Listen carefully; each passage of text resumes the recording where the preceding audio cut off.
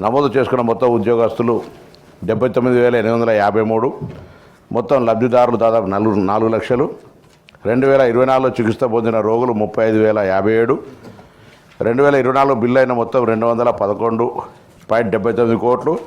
2024 ఆసుపత్రులకు చెల్లించిన మొత్తం ప్రభుత్వం తిరిగి చెల్లించిన అన్ని కలుపుకుంటే 106,57 సికి లేదండి. డి రూపాయలు 316.51 కోట్లు.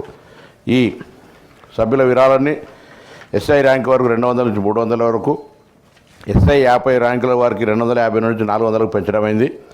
2 తీసుకున్న చికిత్సను హేతుబద్ధీకరించడానికి చర్యలు చేపట్టడమైంది. 3 దీర్ఘకాలికంగా చికిత్స అవసరమైన రోగుల కోసం పునరావాస కేంద్రాలను గుర్తించి రోగులకు చికిత్స అందించబడుతోంది. రోడ్డు ట్రాఫిక్ ప్రమాదాల, నరాల బలహీనత మొదలైన కేసులో ప్రతి పునరావాస కేంద్రానికి రోగి ఒక్కంటికి నెలకు రూపాయలు 1 లక్ష చెల్లించడమైంది. ఎఫ్ లేదండి. జి ఈ ప్రశ్న వర్తించదు. గౌరవ సభ్యులు మీ సప్లిమెంటరీ. అధ్యక్ష, మంత్రి గారు చెప్పినట్టు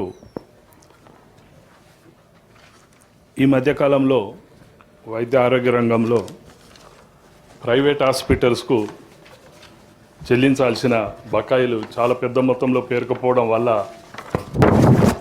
ఏ ప్రైవేట్ హాస్పిటల్స్ కూడా